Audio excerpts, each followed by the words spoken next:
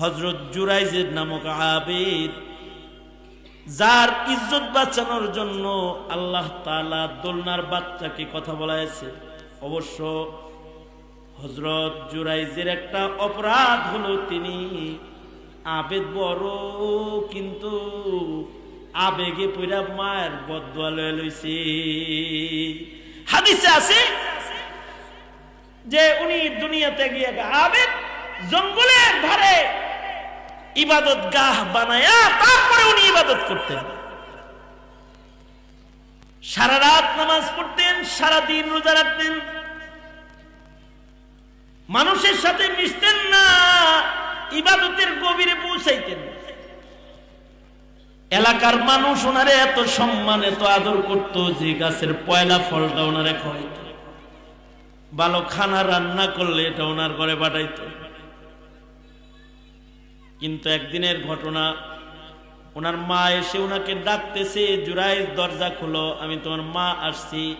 হাদিসে আছে হযরত জুরাইজ তখন নামাজে দাঁড়ায় রয়েছে আর চিন্তা করতেছে, সলাতি ওয়া উম্মি, সলাতি ওয়া উম্মি। একদিকে আমার মা আর একদিকে নামাজ, নামাজ পড়বো না মার ডাকে সারা দিব। উনি নামাজে দাঁড়ায় রয়েছে, মা নিরাশ হয়ে চলে গেছে। আর একদিন মা আসছে, একই ঘটনা ঘটছে। হযরত জুরাইজ নামাজে আছে, জুরাইজ চিন্তা করে নামাজ দামি নাকি মার ডাক দামি। সলাতি ওয়া উম্মি, হযরত জুরাইজ নামাজে দাঁড়ায় রয়েছে, মা নিরাশ হয়ে ফিরে গেছে।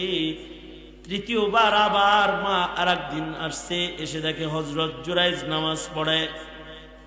হযরত জুরাইজ ডাকতেছে, জুরাইজ জুরাইজ দরজা খোলো বাপ।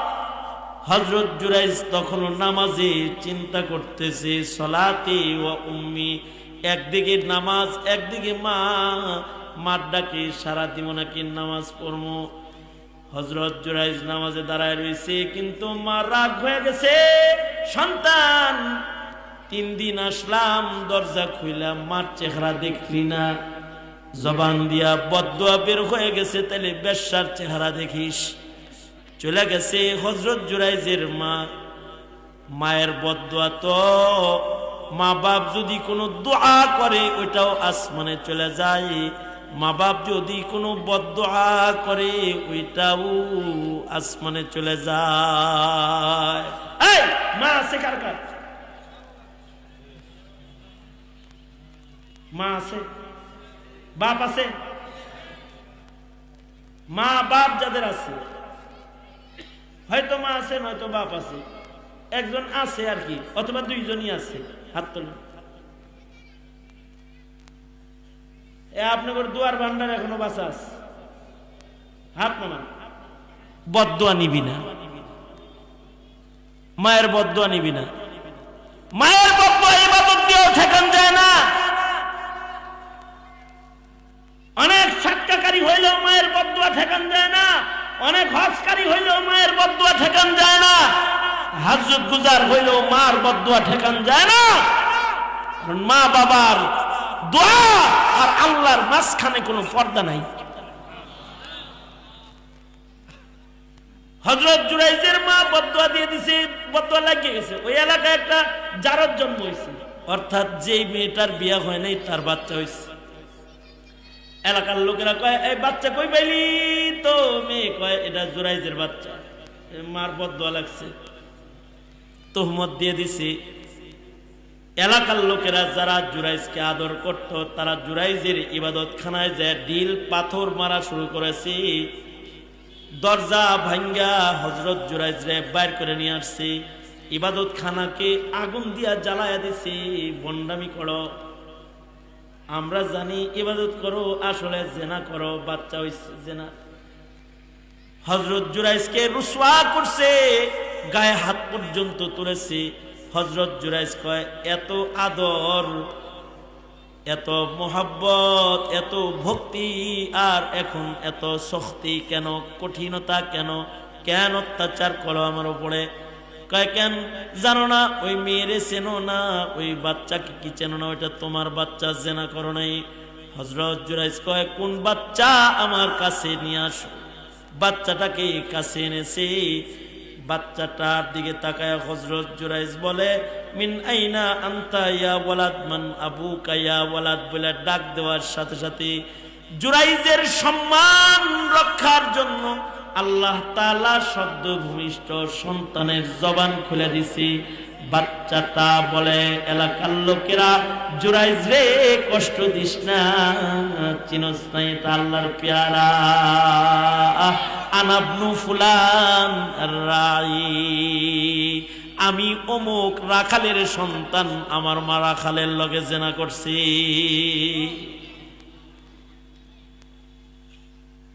আল্লাহর পেয়ারা বান্দার ইজ্জতে যখন আক্রমণ করেছে, জবান খুলে দিছে।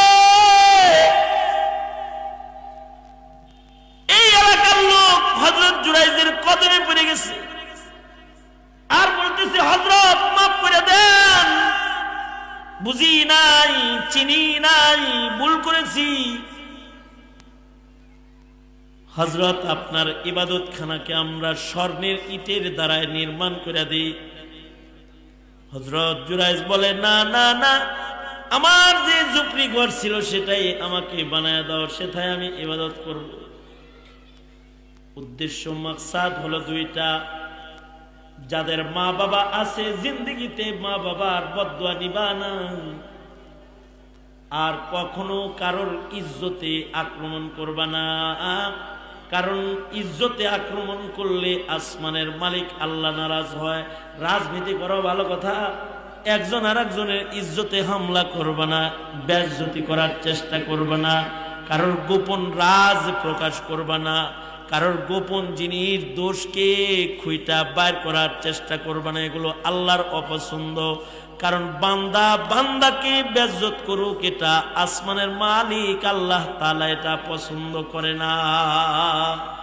এটা হলো একটা কথা। তবে আমি যে কথাটা, আসল কথা যেটা বলতে চাই, সেটা হলো এই,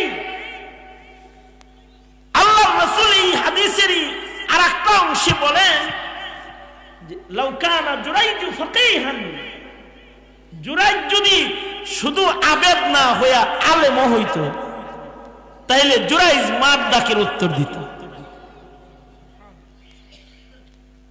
তার মানে 1000 চিল্লা লাগাইলে একটা মৌলবীর সমান হইতে পারবি না। পীরের কাছে বায়াত হইয়া তাহাজ্জুদ পড়তে পড়তে কপালে ঘা বানায় ফেললো, মোল্লার উপরে উঠতে পারবি না। আবেদ আবেদ, আলেম আলেম। কারণ ফাকিহুন ওয়াহিদুন আশাদ্দু আলা শাইতান মিন আলফি আবিদিন।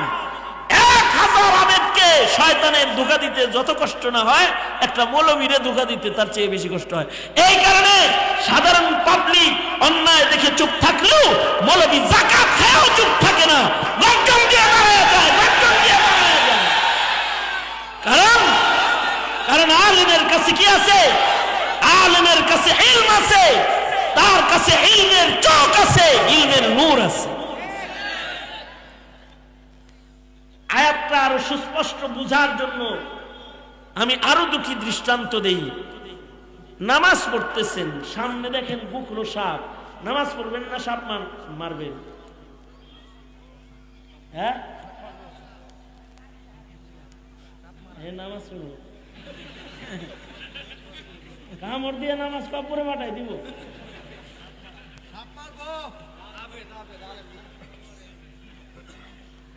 নামাজ পড়তেছেন, সামনে বুকরো সাপ আছে, যদি ইলম না থাকে তাহলে নামাজে খাড়ায় থাকবে, সাপের কামড় খাও, মগর নরম সরম সেজদা দরকার, এবার কপালের উপরে এলাবে। আরো বুঝেন, সন্তান পানিতে পড়তেছে, আপনি নামাজে দাঁড়ায় রয়েছেন, আওয়াজ শুনেন কান্নার যে পড়ে গেছে। আপনি যদি নামাজ পড়েন পানি খেয়ে মরবো, আর আপনি যদি নামাজ ছাড়েন একটা সন্তান বাঁচবো। বলুন তো ফিকাহ কি বলে, ফকিহ কি বলে? নামাজ পড়বেন না বাচ্চা ধরবেন?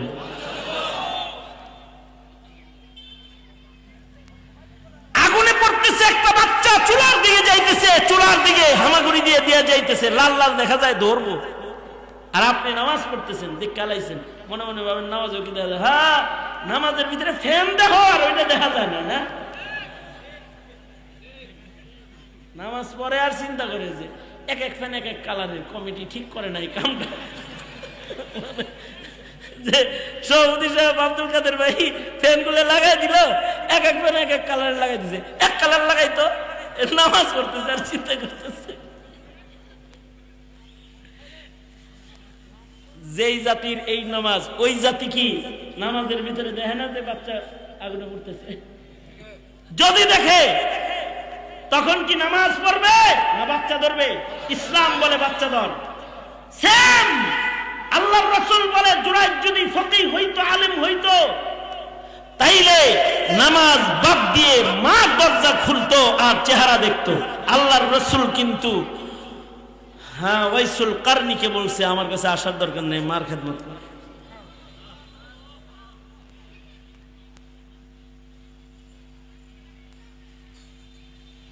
আবার আল্লাহর নবী বলেছেন মার চেহারা এক নজর দেখলে কবুল হজের একটা নেক, অর্থাৎ বারবার দেখলে বারবার কবুল হজের নেক। এই কারণে তকি উসমানী সাহেব, রফি উসমানী রহমতুল্লাহ আলাইহি দুই ভাই মিলা হজে যাইব, টিকিট কাটতে লাইছে। মুফতি আজম পাকিস্তান অসুস্থ হয়ে গেছে, সাথে সাথে হজের ফ্লাইট ক্যান্সেল করে রয়ে গেছে। একটু সুস্থ হয়েছে পরে মুফতি আজম বলে তাকি শফি হজে যাও নাই? না আব্বা হজে যাইনি। কেন যাও নাই? বলে আব্বা হজে যায় কি করবো, আমাদের হজ তো ঘরের ভিতরে আছে। হজ করে যে সওয়াব পামু, আব্বা আপনার চেহারা দেখে তো এই সওয়াব পামের জন্য টিকিট করা হজ সাইরা দিয়া আপনার চেহারা দেখার জন্য বাড়িতে রয়ে গেছি। জাস্টিস তকি উসমানী বলে আমার দুই ভাইয়ের মাথায় হাত রেখে আব্বা একটা দোয়া দিছে, আব্বা মরে গেছে, কিন্তু এমন কোন বছর নাই যে বছর আল্লাহ তাআলা বারবার আমার ঘরে কাবা দেখায় না। আব্বার এক দুয়ার বরকতে প্রতি মাসে মাসে মাসে মাসে বাইতুল্লাহ দেখার দরজা আল্লাহ খুলে দিছে। সুতরাং আলিম তো আলেমই। এ কারণে আল্লাহ বলেন কুল হাল ইয়াস্তামিল্লাযীনা ইয়ালামুনা ওয়াল্লাযীনা লা ইয়ালামুন, যার ইলম আছে আর যার ইলম নাই দুইজন সমান না। টাকাওয়ালা ইলমওয়ালা সমান না, জাহেল আলেম সমান না, চোখওয়ালা চোখ ছাড়া সমান না। রাসূল বলেন আলেমের দাম ইসলামে অনেক। ইদা ফাকিহু, মানুষের দাম আছে কিন্তু ইসলামে যখন আলেম হয় কেউ তার দাম অনেক। ফাজলুল আলিমি আলাল আবিদি কা ফাজলি আলা আদনাকুম। তাই এই যুব সমাজ কখনো কোন আলেমকে মোল্লা বলে গাল দিবা, এ মোল্লা এটা বলবা, তিরস্কার করবা, ফেতরাখোর বলবা, মধ্যযুগী বলবা, মনে থাকবে তো ইনশাআল্লাহ। আলেমের ইজ্জত করব, তালবে ইলম ছাত্রদেরও ইজ্জত করব ইনশাআল্লাহ। বলুন